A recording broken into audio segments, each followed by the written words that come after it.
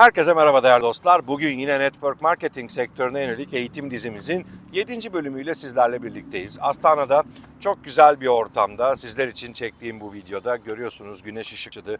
Bahar geldi ve artık soğuk havalardan sıcak havalara doğru yavaş yavaş geçmeye başladık. Bu tabii aynı zamanda biraz da gevşemeye başlamamızı da sağlıyor ama network marketing sektörü gevşemeye ya da rahatlamaya çok izin veren bir sektör değil. Çünkü özgürlüklerle çalışıyorsunuz. Canınız istediği zaman çalışabiliyorsunuz. Canınız istediği zaman gezebiliyorsunuz. Hatta gezerken de çalışıyorsunuz. Tıpkı benim şu anda yaptığım gibi. O yüzden de gevşemeden işimize devam edelim ve disiplini hiçbir zaman elden bırakmayalım değerli dostlar. Bugün hangi konuda konuşacağız sizlerle? Network marketing sektörünün olmazsa olmazı bel kemiği konulardan bir tanesi etkili sunum yapabilme. Bazılarınızın şunu dediğini duyabilirim. İşte ben sahneye çıkamam, ben insanlar önünde konuşamam, topluluk önünde konuşamam. Eğer böyle bir fobiniz varsa network marketing sektörü sizin için çok güzel bir sektör olacaktır. Neden? Çünkü hem fobinizi yeneceksiniz hem de daha iyi bir iletişimciye doğru giden yolculukta muhteşem bir adım atacaksınız değerli dostlar. Şimdi etkili sunum yapmak için size birkaç tane püf noktası önereceğim bu videoda. Mesela birincisi sunum yapacağınız kitleyi çok iyi tanıyın. Bunu yapmak için bazen görüyorum işte network marketing sektöründeki birçok sunuma katıldım. Artık saatlerini bile hatırlamıyorum. Gerek sahnede oldum gerek dinleyiciler arasında oldum.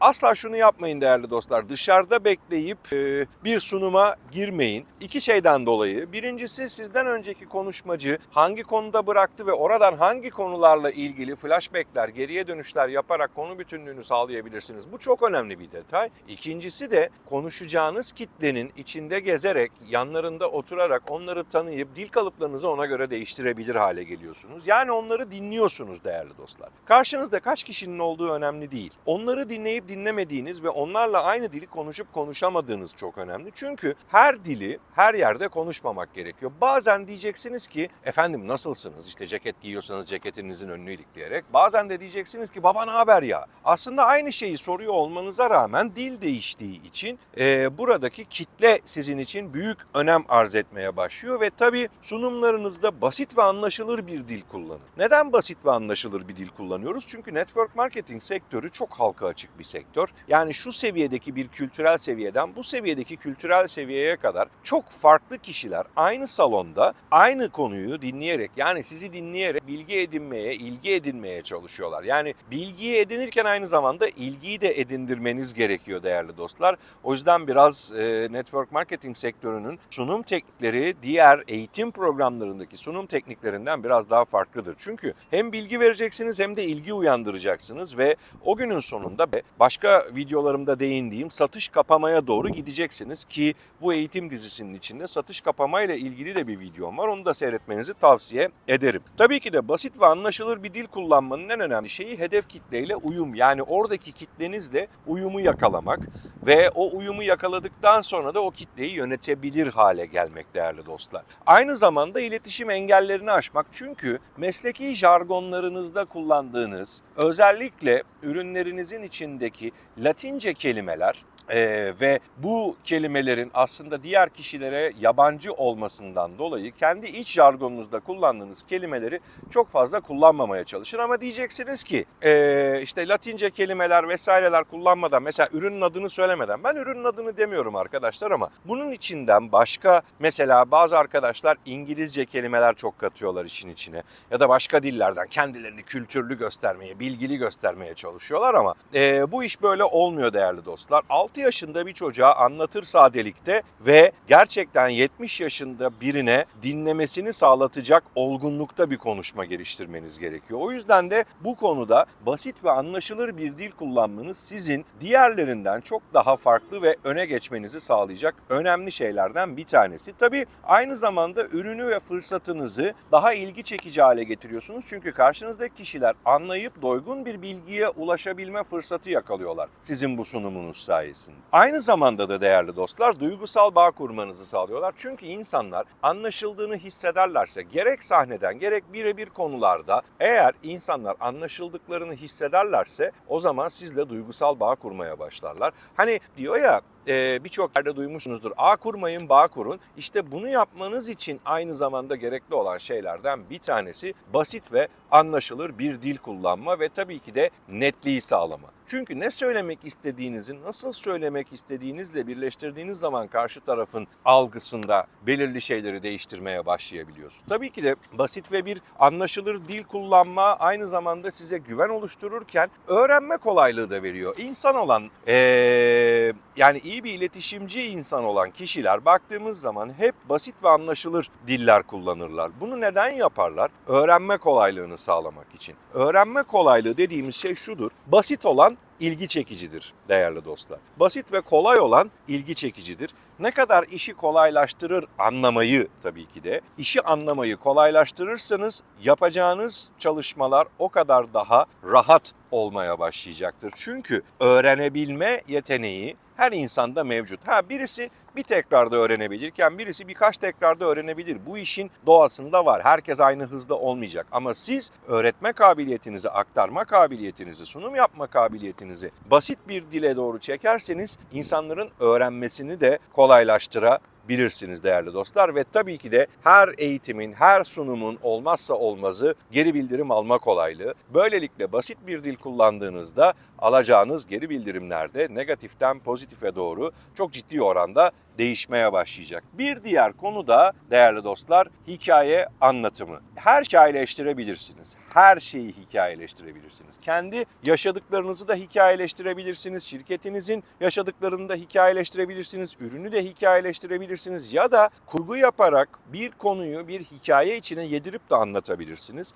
Bu size bu videoda hikaye anlatma tekniklerini vermeyeceğim ama bu videoda size hikayenin nasıl bir fayda sağlayacağına dair birkaç tane şey söyleyeceğim. Birincisi akılda kalmayı arttırır. İnsanlar gördükleri şeyleri, duydukları hikayelerle birleştirdiğinde bak gördün mü işte bunu yapmış, şunu yapmış gibi bir efekti çok kolay yapmanızı sağlayacak. O yüzden bu arada anılarını anlatmak hikayeleştirmek değildir. Anılar sadece anıdır, dümdüz bir şekilde anlatırsınız ama kurguyla yapılmış olan şey hikayedir. Kurgu yalan söylemek değildir değerli dostlar ki dediğim gibi hikaye anlatımı videosunda bir hikayeyi, bir konuyu nasıl hikayeleştirebilirsiniz sunumlarınızda bundan da değineceğim. O videoyu da mutlaka izleyin değerli dostlar. İkincisi anlam inşasını kolaylaştırır. Adım adım ulaşmak istediğiniz yere giden yolculukta hikayeler sizin yolunuzdaki taşları çok rahatlıkla ortadan kaldırabilecek önemli argümanlardan bir tanesidir sunum yapma tekniklerinde. Bir diğeri de duygusal bağ kurmanızı sağlar. İnsanlar hikayeleri severler. Çünkü o hikayelerde kendilerinden bir parça bulurlar. Ve o parçayı bulduklarında sizinle hikayesini özdeşleştirmeye, geçmişini özdeşleştirmeye ve hayatından kesitleri sizle birleştirmeye başlarlar. Bu da demek olur ki sizle duygusal bağ kurmaya başlarlar ve tabii ki de misyonunuzu çok rahatlıkla karşı tarafa aktarabilir hale gelirsiniz. Sunumlarınızı hikayelerle zenginleştirirsiniz. Unutmayın ki motomot olan, dümdüz bir tonda olan, sürekli aynı akışta olan şeyler ilgi çekiciliğini yavaş yavaş yitirir. Araya her yemekte olduğu gibi bazen tuz koymanız gerekir, bazen biber koymanız gerekir. Araya başka türlü şeyler de serpiştirerek yemeğin tadını zevkli hale, güzel hale getirebiliyorsanız sunumlarınızın da tadını getirebilirsiniz. Özellikle hikayelerle. Ve tabii değerli dostlar müşteri deneyimlerini paylaşmak sunumun özellikle fırsat sunumlarının olmazsa olmazlarıdır. Çünkü niye? Birinci videodan itibaren hep bahsettiğimiz şey network marketing sektöründe biz aslında deneyim pazarlıyoruz. Ben kullandım, şöyle bir sonuç aldım, şöyle bir fayda gördüm, şöyle bir gelişim gösterdim vesaire gibi kavramlar insanlarda özellikle sıradan insanların çıkıp da anlattığı sonuçlar size çok büyük fayda sağlayacak. O yüzden de her sunum eğer eğitim değil yani bir fırsat sunumu veriyorsanız her sunumunuza mutlaka ürünle ilgili sonuç paylaşacak insanları da dahil etmeye çalışın. Bu da sizin istediğiniz efekti sağlamak için çok daha verimli bir noktaya giden sunumlarınızı oluşturmanıza olanak sağlayacaktır. Kaldı ki bir sunumun sunum olarak oluşturulması tamamen o hazırlamış olduğunuz PowerPoint'teki vesairedeki arkadaki slaytlar var ya işte o noktadan hareketle değerli dostlar bir sunumun da inşası gerekir. Adım adım ulaşmak istediğiniz yere doğru giden bir inşadır bu. O yüzden de değerli dostlar size tavsiyem bu şekilde ürününüzü ya da hizmetinizi ya da kendinizi tanıtırken bile sunumlarınızı adım adım inşa edin. Son faydaya odaklanın ve o son faydanın etrafında kullanabileceğiniz bütün argümanları kullanın değerli dostlar. Aynı zamanda zorluklar ve başarı konseptinizi de sunumun içine mutlaka yedirin. Hayatta hiçbir şey bedava değil. Hayatta hiçbir şey kolay da değil değerli dostlar. Çoğu zaman bundan yakınırız. Ya işte her şey çok zor, her şey çok kötü, her şey şöyle, her şey böyle. Ama her şey aslında aşılması gereken bir engel. İşte zorlukları aşan kişilerle başarı hikayelerini de birleştirirseniz, ama bu şu demek değil, bakın işte milyonlarca para kazandı, şöyle oldu, böyle oldu, bak şöyle bir evde otururken şu villaya geçti. Evet, bunlar çok önemli. Evet, gerçekten bunlar çok önemli network marketing sektöründe. Çünkü başarıyı gösterecek şeylerden bir tanesi bu. Ama insanların yaşam standardınızı, hayatınızdaki değişiklikleri görmesini de olanak sağlatmanız gerekiyor. Yani sadece parayla değil değerli dostlar, sunumlarda para olgusunun yanında benim hayatım şöyle değişti, benim hayatım böyle değişti, zorluklarla şöyle mücadele etmeyi öğrendim. Yani bireysel olarak kendi kazanımlarınızı, paranın yanındaki kazanımlarınızı da koymanız gerekiyor. Çünkü para insanı motive edecek, kazandığınız para insanı motive edecek ama kazandığınız diğer kazanımlar da bunu sürdürülebilir hale getirecek insanların. Ve yapabildiklerini görecekler, yapabileceklerini görecek. Ve değerli dostlar, müşterilerinizin katılımını arttırmaya çalışın. İnteraktif sunumlar yapın. Kimsenin soru sormasını beklemeyin, siz onlara soru sorun. Onların katılmalarını sağlayın. Niye? Çünkü katılımcı olan bir kitleyle gün sonunda evet cevabı almanız çok daha kolay hale gelecek. O yüzden de insanların size sorular sorarak veya siz işte sorunuz var mı dediğinizde çok fazla özgüvenli bir kitleyle karşı karşıya değilseniz kalkıp soru sormaktan çekinecekler. O yüzden de siz sorular sorun ve almak istediğiniz cevaba göre sunumunuzun yön değiştirme frekanslarını belirleyin. Çünkü sorduğunuz sorudan sonra alacağınız muhtemel birkaç tane cevap vardır. Hangi cevabı alırsanız hangi yoldan gideceğinizi zaten önceden bileceğiniz için sunumunuzun tadını çok daha güçlendirebilir hale geliyorsunuz. Ve değerli dostlar, mutlaka ve mutlaka her sunuma çok güçlü bir başlangıç yapın. Bu güçlü başlangıç nedir? Mesela ben genelde uyguladığım şey, sunuma çıktığım zaman işte alkış, kıyamet falan filan, bunlar bittikten sonra direkt bir soruyla başlarım. İlgi çekici bir soruyla. Neden buradasın? Ne oldu da buraya geldin? Gibi. O yüzden de insanların ilgisini çekmek istiyorsanız siz de kendi soru kalıplarınızı oluşturabilirsiniz. Her kitleye aynı soru kalıbıyla gitmenize gerek yok ama farklı farklı kitleler için giriş cümlesi olarak güçlü bir cümle, güçlü bir soru kalıbı çok rahatlıkla ortaya koyabilirsiniz değerli dostlar. Ve bazı istatistiklerden mutlaka söz edin. İşte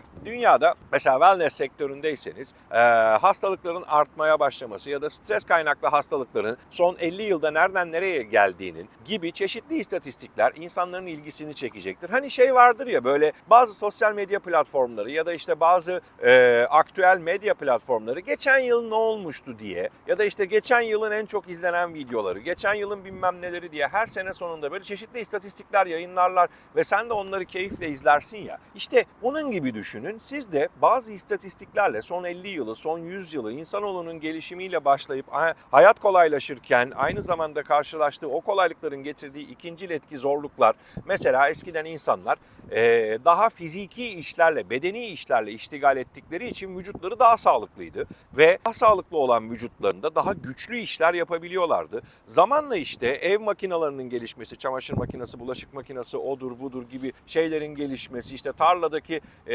traktörün gelişmesi, biçer döverin gelişmesiyle yavaş yavaş bedenimizi daha az kullanmaya başladığımız için şu an insanlar spor salonuna gidiyorlar mesela. Neden? Çünkü bedeni işlerini, bedenini tekrardan aktive etmek için farklı masrafları ortaya çıkmaya başlıyor ya da işte hastalıklar ortaya çıkmaya başlıyor. Çok fazla oturarak çalışıyorsanız bel fıtığı olma riskiniz çok yüksektir gibi ya da işte skolyoz olma riskiniz yüksektir ya da işte hidrokifoz dediğimiz işte kamburlaşmaya başlama riski yüksektir. Özellikle bilgisayarda çalışan insanlar gibi. Hayat belki bir taraftan kolaylaşıyor ama bir taraftan da ek maliyetler, ek alternatif şeyler getirmeye başlıyor, zorluklar getirmeye başlıyor. Bunlardan örnekleyerek sunumunuza ilgi çekici bir başlangıç yapabilirsiniz ve bunu da hikayeleştirerek anlatmanız çok daha keyifli, çok daha verimli olacaktır. Eğer sizin bir hikayeniz yoksa tanıdığınız birinin bir hikayesiyle başlangıç yaparak o sunumunuzun aslında ilgi çekici bir şekilde başlamasına olanak sağlayabilirsiniz ve her zaman güçlü bir beyanat yapın değerli. Nedir güçlü bir beyanat? Bu sunumda ne alacağınızı anlattığınız şey. Örnek mesela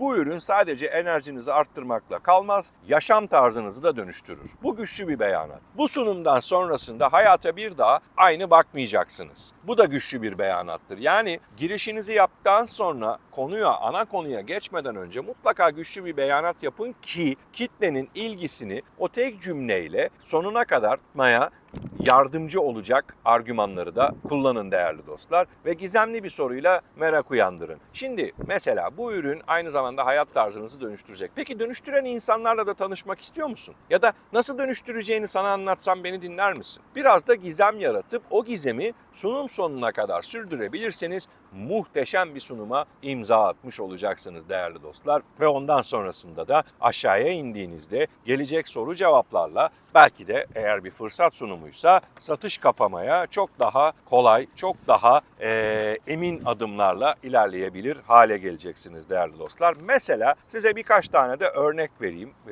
gizemli sorulardan. Hayal edin ki enerjinizde bir patlama yaşadınız ve bu sadece bir ürün kullanarak mümkün olsaydı size ne hissettirir gibi bir soru. Ya da gizli bir formülle geliştirilen bazı ürünler vardır. İnsanların yaşamını nasıl daha sağlıklı ve düzgün bir hale getirebilir? Hepiniz bunu duymuşsunuzdur. Böyle bir ürünle tanışmaya hazır mısınız? Gibi güçlü sorularla insanların ilgisini kendi üstünüzde tutabilir hale geleceksiniz değerli dostlar. Aynı zamanda yine her zaman olduğu gibi bu videonun sonuna geldiğimde şunu mutlaka unutmayın. Sadece siz konuşmayın. Biraz önce söylediğim gibi monolog değil, daha çok diyalog kısmına yönelin. Seyircinin içinden bazı insanlar seçin, onlara sorular sorun, onlardan gelecek cevaplarla seyirciye topu atın geri alın, topu atın geri alın. Tıpkı bir tenis maçı gibi düşünün. Sadece karşınızda bir kişi yok, birçok kişi var. Topu ondan alın, ona atın, ondan alın, ona atın ve böylelikle herkesin katılım sağlamasını ve katılımcı olmasını gerçekleştirebilir ve sunumunuzu daha güçlü bir hale getirebilirsiniz. Evet, bu videonun sonuna geldiğimizde sunumlarınızı daha güçlü bir hale getirmenin bazı önemli püf noktalarını sizlerle paylaştım değerli dostlar ve bundan sonraki sunumlarınızda bu noktalara dikkat ederseniz sizin de başarınız belki de inanamayacağınız seviyede katlanarak artmaya devam edecek. Başka videolarda bu eğitim dizisindeki diğer videolarda görüşmek üzere değerli dostlar. Hepiniz hoşça kalın.